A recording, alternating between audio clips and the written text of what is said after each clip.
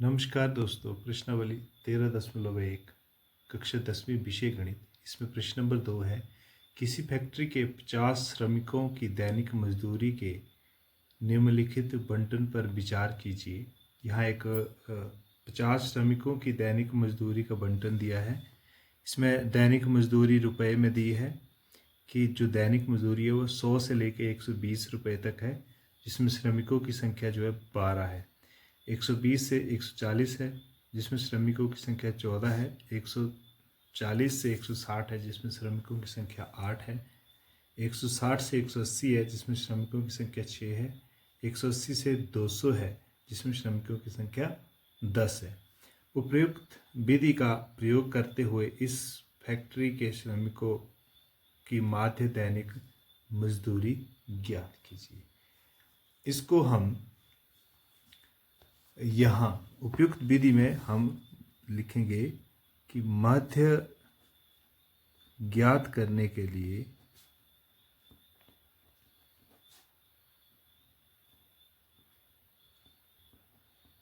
हम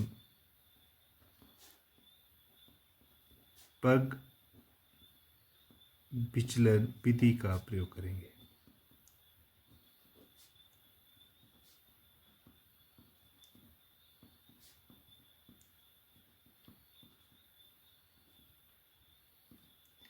अब पग विचलन विधि में जो सारणी बनेगी हमारे पास, इस तरह से सारणी बनेगी। इसमें पहला रहेगा हमारे पास दैनिक मजदूरी,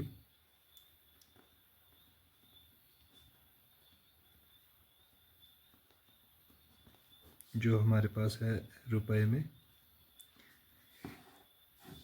और आगे है श्रमिकों की संख्या। श्रमिकों की संख्या इसको हम लेंगे FI से, फ्रीक्वेंसी से। इसके बाद अगला रहता है हमारे पास वर्ग चिन्ह, इसको हम लेते हैं XI से। अब यहाँ पे जब पग विचलन विधि लगेगी, इसमें हमारे पास रहेगा UI।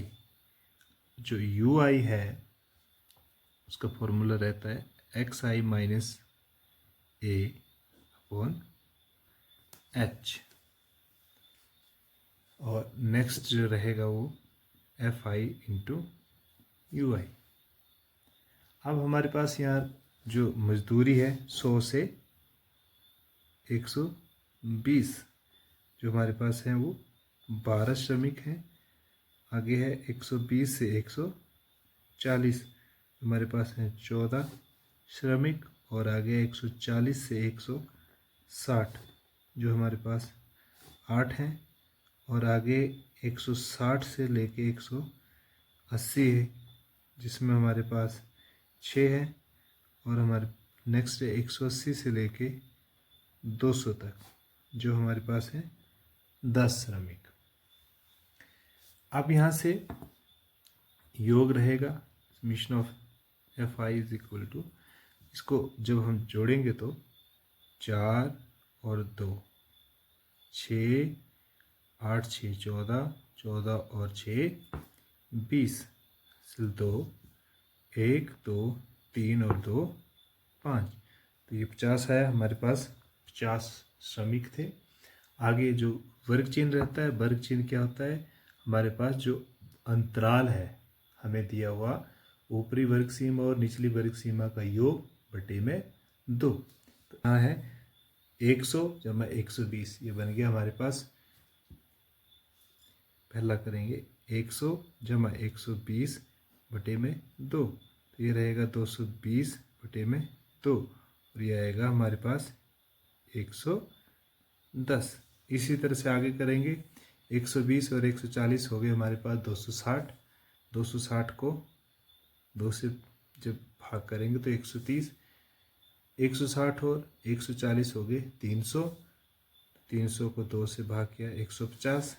180 और 160 ये बन गए हमारे पास 340। तो 340 को 2 से भाग किया, यहाँ से 170। तो यहाँ से अगर देखा जाए तो 110 और 20 130, 20 150, 150 और 20 170। तो अगला जो हमारे पास वो रहेगा 190। योग करके भी यही आएगा। 200 और 180 हो गए 380, 2 से भाग किया 190 रहा।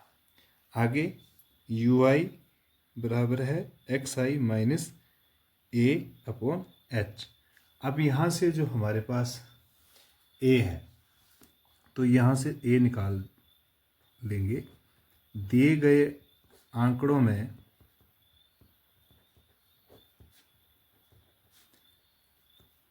जो हमारे पास ए यानी कि कल्पित मान की बात कर रहा है, जो ए है वो ए रहेगा।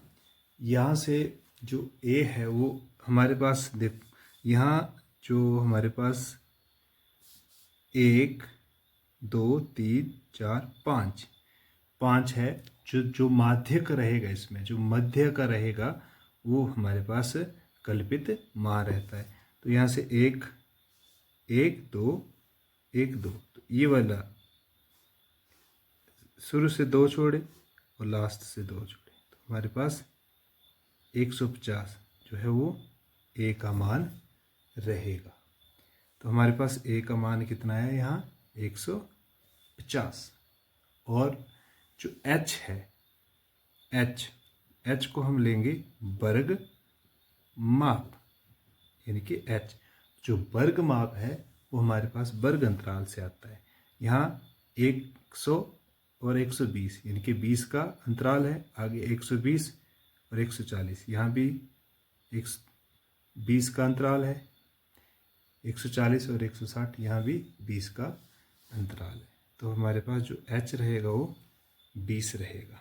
ये मान यहाँ यूज़ होगा तो इसमें क्या रहेगा एक्स आई यहाँ से हमारे पास आया पहला 110 माइनस ए जो हमारे पास आया 150 बटे में एच हमारे पास 20। तो यहाँ से क्या है 110 प्लस के थे 150 माइनस के, प्लस माइनस 150 में 110 घटे 40 बटे में 20, लेकिन 40 माइनस के क्योंकि यहाँ बड़े के साथ माइनस है। तो 20 एकम 20, 20 दूनी 40, तो ये रहेगा माइनस के 2। आगे वही स्टेप 130 माइनस एक्स आई 130 था माइनस 150 बटे में एच 20 प्लस माइनस 150 में 130 घटे 20 बटे में 20, लेकिन माइनस के, तो यहाँ आएगा माइनस के 1। यहाँ से एक्स आई का मान भी 150 है, ए का मान भी 150 है। 150 में 150 घटे 0, तो हमारे पास ये रहेगा 0।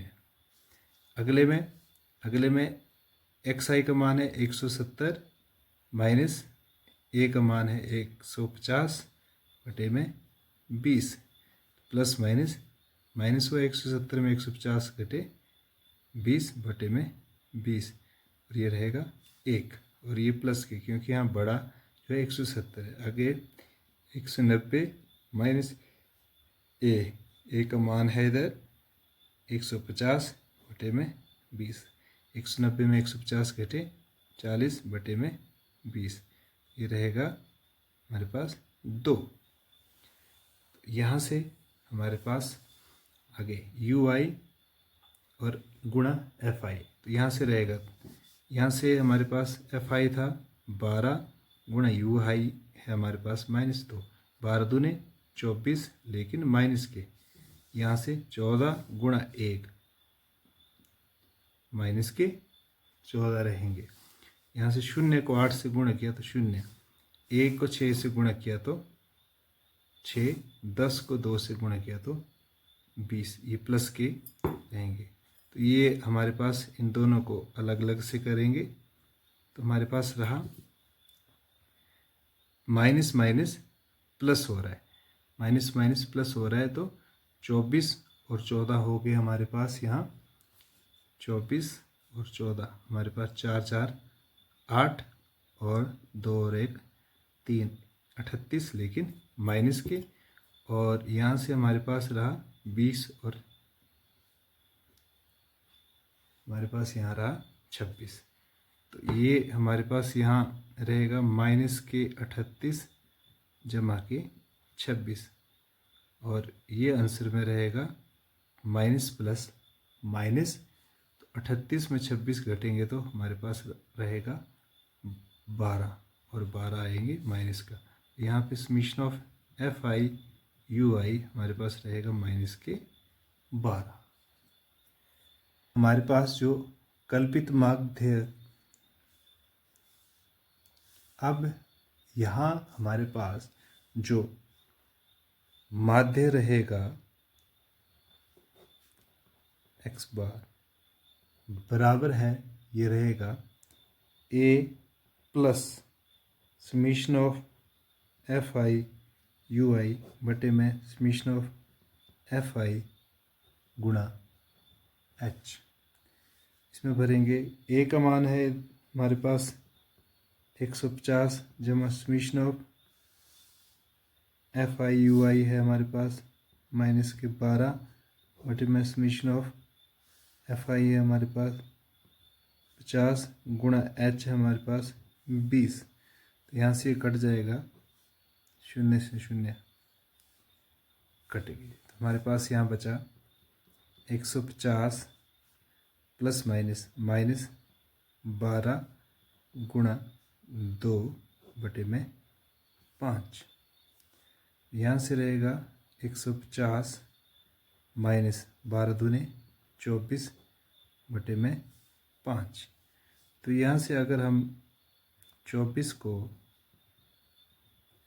5 से भाग कर लें तो 4 पंजे 20, 4 और ये 0। अगर यहाँ 0 लगा दशमलव, ये आया 8 पंजे 40। तो यहाँ से हमारे पास जो रहेगा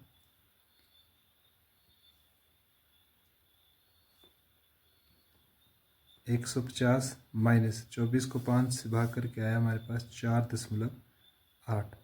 यहाँ से 150 को जब माइनस हो रहा है 150 माइनस 0.00 इधर रहेगा 4.8, 0 दशांश में 0 का 0, यहाँ से 4, यहाँ 10, फिर 9 और यहाँ हो गए 10, 10 में 8 गए 2 और 9 में 4 गए 5, दशमलव को दशमलव 4 और 1, हमारे पास रहेगा 145.20।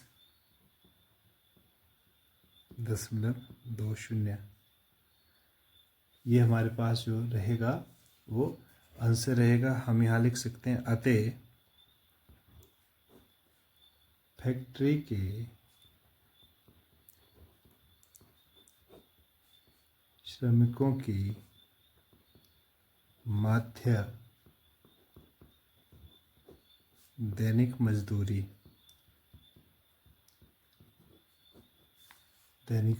हमारे पास 145.20 रुपये है, क्योंकि ये जो हमारे पास दैनिक मजदूरी थी वो रुपए में थी। वीडियो अच्छी लगे तो लाइक शेयर और कमेंट ज़रूर करें और दोस्तों को भी शेयर करें। Thank you.